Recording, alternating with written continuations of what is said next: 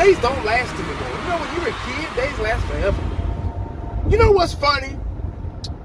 Is my wife had to go back to work today. Not the kids, just the teachers. You know, to make preparations in the classrooms and everything, and to see how they're going to do this virtual crap, you know, whatever. Some teachers are going to be doing virtual. Some teachers are going to be doing, you know, hands-on, kids in the classroom. I got home. She had to go in yesterday, too, for a meeting. And when I got home yesterday, and she had to drop the kids off at, you know, the grandmother's house, and, you know, so they're going to spend the night over there pretty much until Friday. And I got home yesterday, and the house was empty. That was weird for me, because, you know, I'm so used to them being at home. You know, they've been at home since February, March, you know, since the pandemic, you know, when it was fresh and new, and everybody was scared and buying sardines and soda crackers and canned goods and stuff, thought the world was going to end, you know, fighting over toilet tissue and shit, you know. And it was weird because the house was empty. I came on, you know, I'm used to coming home and my wife is there, and the kids, they running and climbing on me, daddy, you know, glad I'm home from work. And I knew they were safe. I could, you know, I knew they were at home safe. I didn't have to worry about them being out in the world with this pandemic going on. And, you know, if anybody was going to catch it, I'd rather it be me, not them. But by the grace of God, I haven't caught it, you know, so. But it was weird. A weird feeling.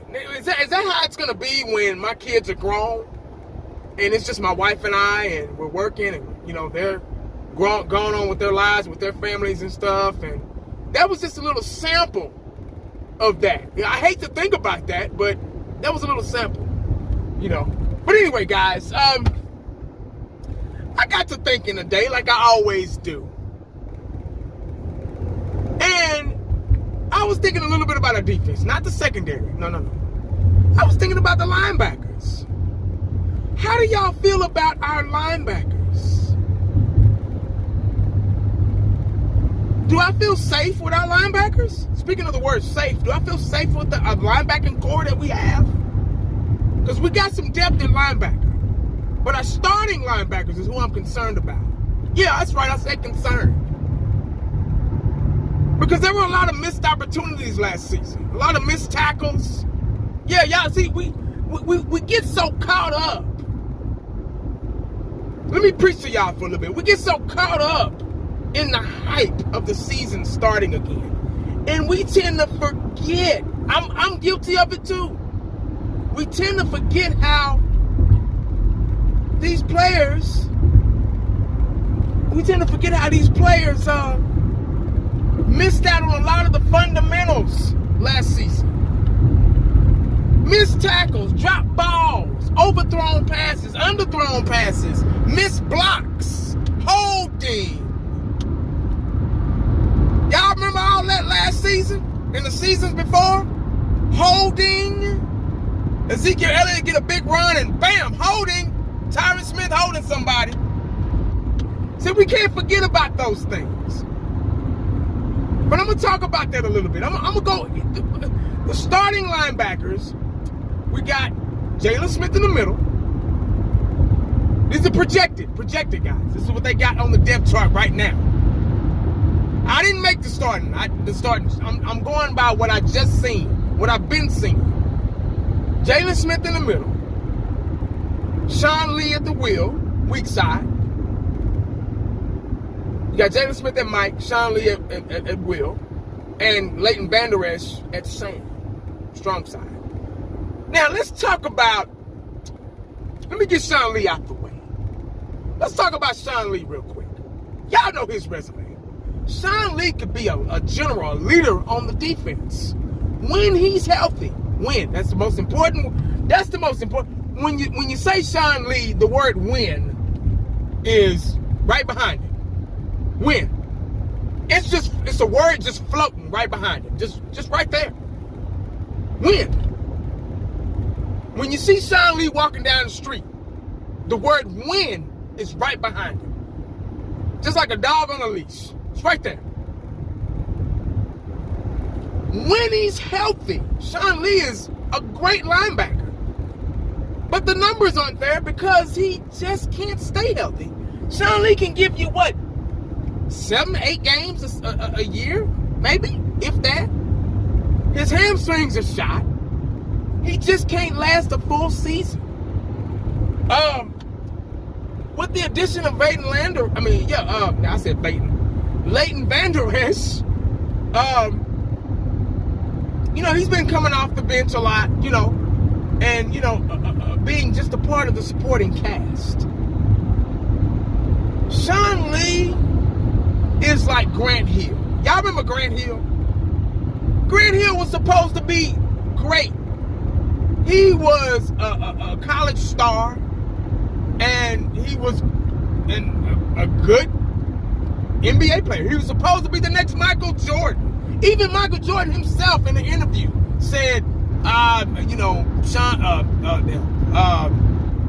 Grant Hill, Anthony Hardaway, those guys I can see, following in my footsteps, when I leave the game. But the numbers aren't there because he just couldn't stay healthy.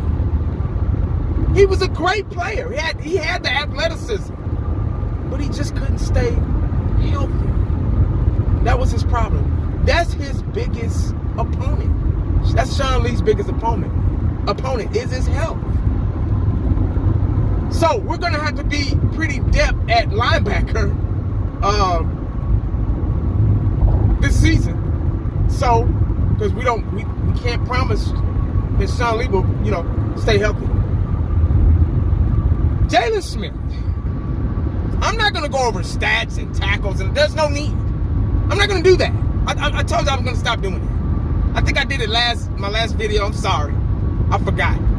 But I'm not going to do that anymore because that was last season. I don't care.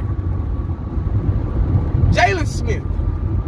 I'm still I like his energy. I love his charisma. I love his attitude, his hustle. He's a good linebacker. He's a good tackler.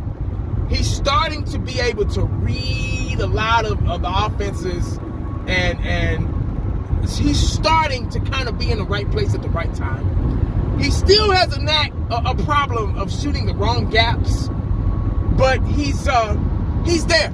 The only thing that bothers me about Jalen Smith is the celebrating when we're down 5 touchdowns. They're doing the damn swooshes when we're down 45-3. That's what bothers me about Jalen Smith. Now, I want to see the swoosh when we're winning 27-0 and we shut down an offense and you get a sack and you keep them out of the end zone, then you swoosh. I don't want to see goddamn swooshes when we're down by 3 or 4 touchdowns. And he's on the commercials and stuff like he's a superstar. He's got his contract and everything, and well-deserved. Jalen Smith is going to be a great linebacker in this league. Like, seriously. But that's all I got on Jalen Smith. The damn swooshes. Leighton Vander Esch. Yeah, y'all remember Leighton. Remember that draft? When y'all got on here and cursed me out and disrespected me and talked like you knew me. Talked bad about that video. Oh, you were wrong about Leighton Vander Esch 1980. I told you. Nobody knew. I think a lot of people was glad that it worked out the way they said it might work out. But Leighton Vander Esch was a surprise. He turned out to be a good linebacker. The Wolf. A great tackler, has high energy, is able to read the play. Shooting the right gaps at times. There have been times where he shot the wrong gaps. He's young. He's still learning in the learning curve of his career. So the mistakes that him and Jalen Smith make are understandable because they're still young. But they both have the potential of being great linebackers. But when you think about Leighton Vander Esch, that word but is right behind him, like a dog. But there's the neck injury. Now I've seen neck injuries in my day. I've seen them. How it affects players, athletes, not just football, basketball, wrestling, hockey, whatever. That's a serious thing. Will he be able to withstand the pressure of a tackle? The force, the torque of a tackle. Because when you tackle somebody, you're not going to do it lightly. I got you. I just tackled you. Go down. They're not going to do that. It's going to be with force, aggression. Is his neck going to be able to withstand that? Is he going to be ready? Are we looking at young guys, rookies, and backup guys as our starting linebacker? Guys, this is serious. Linebackers is the second line of defense. Obviously we're running a 4-3 defense. I thought we were going to convert to a 3-4. I like with the depth that we have at defensive line and linebackers. I thought we would run a 3-4, but looks like Nolan's going to stick with the 4-3. He's known for running 3-4s with his past teams, but I guess they might switch. I don't know. Who knows? But they might show different looks through games or whatever, depending on who they're playing and the way their offense is set up. Who knows? We might see a 3-4, but our base defense is a 4-3. But we've been running a 4-2-5, but who knows? We don't know. New coaching staff, new parents. Who knows what they're going to do? But that's pretty much what I'm concerned about. Our linebacking. They make the most tackles. Without them, we're nothing. Our defense relies on the front seven. So our linebacking core is very important. Our front seven is very important. They don't really care too much about the secondary. I don't know why, but if that was the case, they would have brought, Adams over here. But, they had their reasons why they didn't. So I don't know. So whatever. But anyway, guys, that's all I got for today. Y'all let me know what y'all think about the linebacking group in the comment section. Y'all might have something different. It's funny. That's the beauty of the comment section. That's the beauty of fans, because everybody has a difference in opinion. And it's okay to be different. A lot of people get on here, man, they think they always right. They think they know everything. Oh, this is going to happen. Oh, I'm right. I'm this, I'm that.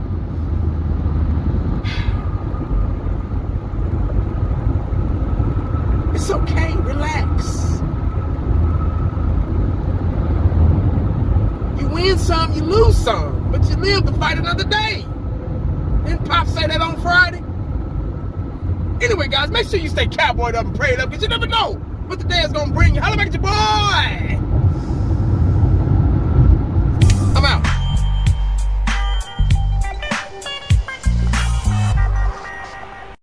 And the only thing else I got to say is,